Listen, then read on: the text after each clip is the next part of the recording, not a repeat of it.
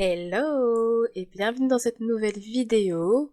Donc aujourd'hui je vais vous montrer comment je crée des petites cartes ou des baby milestones en forme de cercle sur Canva. Du coup qu'on peut offrir dans le cadre d'une baby shower et qu'on peut utiliser pour faire pour prendre des photos avec tous les mois d'un enfant pour garder des souvenirs, etc. Donc là, je voulais vous montrer quelques petits exemples. Vous voyez ce genre de petites cartes là, comme ça, où il y a un mois, 2 mois, etc. Et en fait, on la met sur l'enfant et du coup, tous les mois, on prend la photo. Donc j'étais un petit peu sur Pinterest, je regardais un petit peu ce qu'il y avait, donc il y a vraiment pas mal. Il y en a, j'ai souvent fait des fois aussi celles en acrylique comme ça. Mais là, je suis partie pardon, sur une autre idée. Et donc l'idée, c'était du coup de créer des baby milestones comme ça. Donc voilà, donc si ce genre de projet vous intéresse, ne bougez pas, vous allez voir la procédure pardon, dans ce qui va suivre. Ok, alors donc pour créer ces fameux baby milestones, on va partir de choses très simples. Donc là, en fait, le but, ce serait de faire en fait plusieurs cercles personnalisés. Donc je suis partie de l'idée de créer chaque mois représente un épisode. En fait, comme les parents sont tous les deux des fans d'anime, donc type manga, tout ça. Donc l'idée, ce serait de mettre par exemple épisode 1, un mois, la naissance d'un héros. Épisode 2, 2 mois, le pouvoir des câlins. Et là, on va passer à l'épisode 3, 3 mois, la quête du biberon.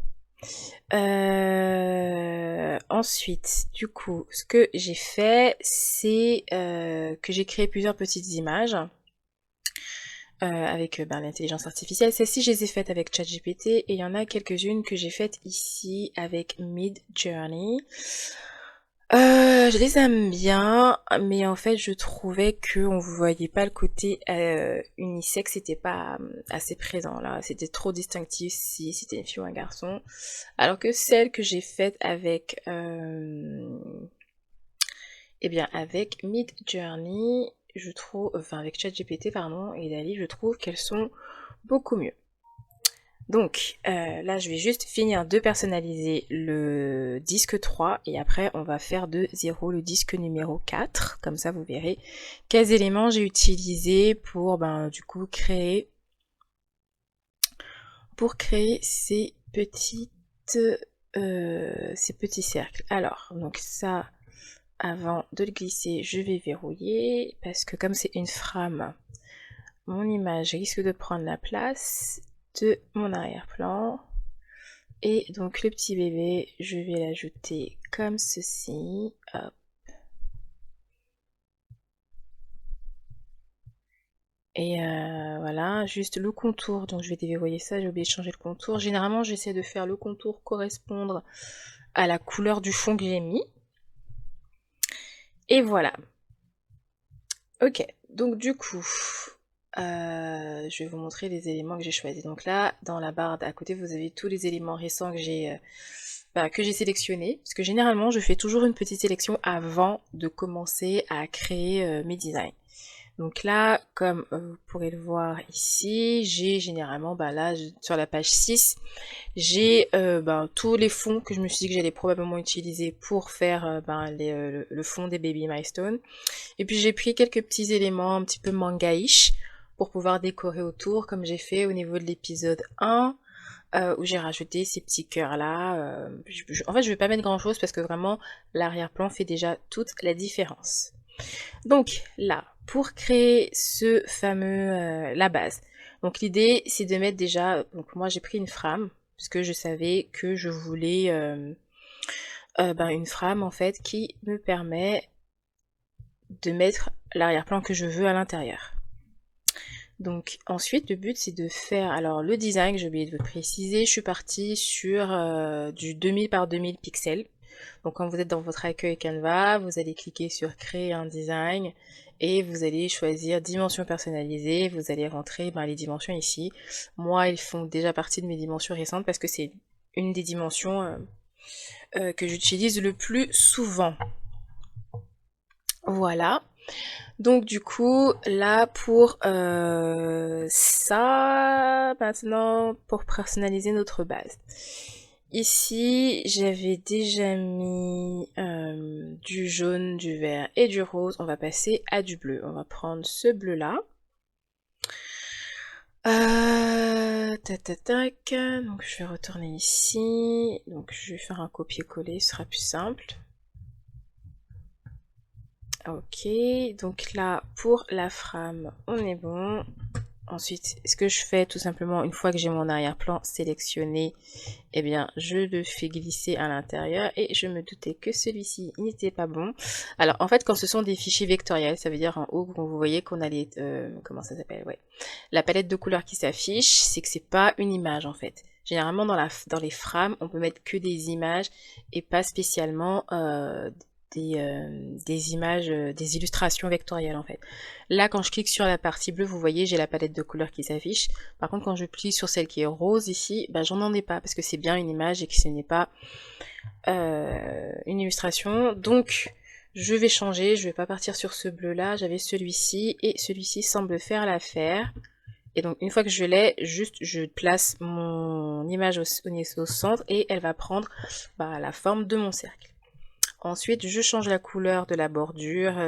Donc pareil, la bordure, je ne l'ai pas ajoutée. C'est une frame qui est comme ça déjà dans Canva, donc c'est très bien. Normalement, si vous tapez frame cercle, elle va apparaître dans la sélection. Et donc ici, on va mettre du bleu. Je pense que je vais mettre ce bleu-là. Hop, je vais me remettre au centre. Ensuite, pour la petite bannière qui est ici, donc c'est pareil, j'ai été dans les éléments et j'ai tapé bannière. Et vous avez une sélection avec pas mal d'éléments, vous choisissez celle que vous voulez. Moi j'ai choisi celle-ci et pareil, on peut changer la couleur. Donc j'ai gardé la couleur de la bannière telle quelle. Par contre, la bordure qui était marron à la base, eh bien je l'ai mis en noir. Ensuite, juste tout simplement, il suffit du coup de placer votre bannière où vous en avez envie. Donc moi, dans mon exemple, je l'ai mis comme ça parce que je savais que je voulais mettre les épisodes sur la bannière. Et ensuite, mettre du coup en dessous mon texte. Donc maintenant, là pour la base, en tout cas c'est simple. Après le but, c'est de mettre l'image que vous voulez placer au-dessus et votre texte en dessous. Ok, donc du coup, voilà, là c'était pour vous remontrer comment j'ai créé la base de mon cercle. Ensuite, tout ce que vous allez faire doit rester à l'intérieur de ce cercle, parce qu'ensuite, quand vous allez les découper, vous verrez avec votre machine de découpe ou même à la main, parce que comme là c'est un cercle, ça se découpe très facilement à la main aussi, rien ne doit dépasser du cercle en fait. Donc là, je vais pas repartir de celui que je viens de faire. Ce que je fais ensuite, une fois que j'en ai créé un, je garde le même que je duplique et que je change. Comme ça, je sais qu'à chaque fois, mes choses sont disposées exactement de la même manière. Donc là, en l'occurrence, par exemple, pour celui-ci, à la base, je vais juste dupliquer l'épisode 3. Ensuite, voilà, je retire ce que je ne veux plus, je déverrouille, bon là, il était déjà déverrouillé, et je fais juste glisser à l'intérieur mon arrière-plan, je change la bordure, donc on était parti sur ce bleu là, je change le numéro de mon épisode, oups, j'ai tout effacé au lieu d'effacer juste le chiffre, donc mettre épisode 4 à la place, ici je mets 4 mois, par contre comme là c'est un bleu assez foncé, je me demande est-ce que je vais pas changer la couleur de mon texte en blanc, ouais, comme ça. Ici aussi, je vais le laisser en blanc. Ouais, c'est mieux. Et du coup, donc l'épisode 4, j'ai fait ma liste d'épisodes ici. Donc épisode 4, j'avais mis... alors j'en ai deux. Comme j'avais deux types de textes, je vais partir sur celui-ci pour l'épisode 4. Premier pas vers l'aventure. Ok. Ensuite, on retourne dans notre... donc là, pareil, j'efface ce texte-là et je colle mon nouveau. Ensuite, je vais aller chercher donc parmi mes petits designs.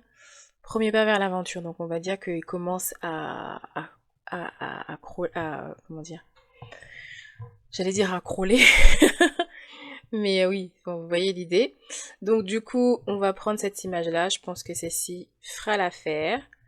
Donc là, ce qui est cool avec Canva Pro, c'est que en un clin d'œil, je peux effacer l'arrière-plan. Ça, c'est vraiment l'outil effacement d'arrière-plan de Canva est juste trop bien. Et franchement, je crois que c'est un des meilleurs effaceurs d'arrière-plan que j'ai jamais vu. La qualité est juste vraiment très top. Donc, avant de placer mon image, je pense à verrouiller. Donc vous faites un clic droit, vous cliquez sur verrouiller. Et vraiment, il faut cliquer sur... Alors, encore une fois, c'est encore une option de Canva Pro, mais il faut cliquer vraiment sur verrouiller complètement et pas juste verrouiller la position. Parce que si je ne verrouille pas complètement ou que je laisse comme ça, dès que je vais cliquer placer mon image, bah, au lieu de se placer, elle va prendre la place de mon arrière-plan et c'est pas ce que l'on souhaite. On veut placer l'image par-dessus, donc pour pouvoir placer quelque chose au-dessus d'une frame, il faut toujours la verrouiller d'abord. Donc on va verrouiller. Ensuite, là, je peux placer mon petit design. Donc, je vais mettre le petit bébé ici. Voilà. Et parfait. Et donc là, on a notre épisode 4. Et ben maintenant, on va juste continuer à faire tous les autres jusqu'à l'épisode 12.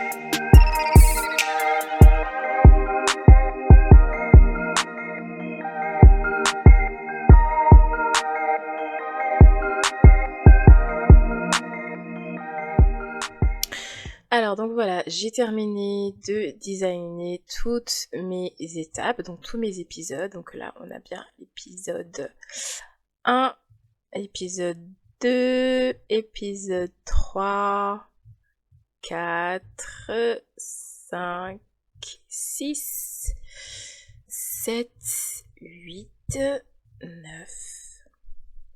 J'en profite pour checker pour voir si j'ai pas laissé d'erreur ou quoi. 10, 11 et puis 12. Donc vous verrez que normalement j'ai rajouté, alors en plus des fonds que j'ai mis, j'ai comme je vous disais ajouté des petits éléments pour ajouter voilà, des petits détails en plus et rendre du coup les designs un petit peu plus attrayants. Donc là après, une fois que ça c'est fait, que vous avez terminé du coup vos designs pour chacun des mois, il suffit tout simplement de les télécharger. Donc moi je vais les télécharger, enfin je les ai déjà téléchargés, mais en fait en gros donc vous sélectionnez vos pages, donc si vous n'avez bien que 12, vous prenez toutes les 12 pages en PNG avec l'arrière-plan transparent. Donc si vous avez Canva Pro. Si vous n'avez pas Canva Pro, et que vous allez les découper avec votre Cricut, vous faites bien en sorte d'avoir l'arrière-plan bien différent de votre base. Comme ça, vous utilisez la baguette magique de Cricut pour effacer l'arrière-plan. Donc là, pour ma part, j'ai déjà retiré l'arrière-plan. Donc, du coup, les voici. Je les ai tous téléchargés là.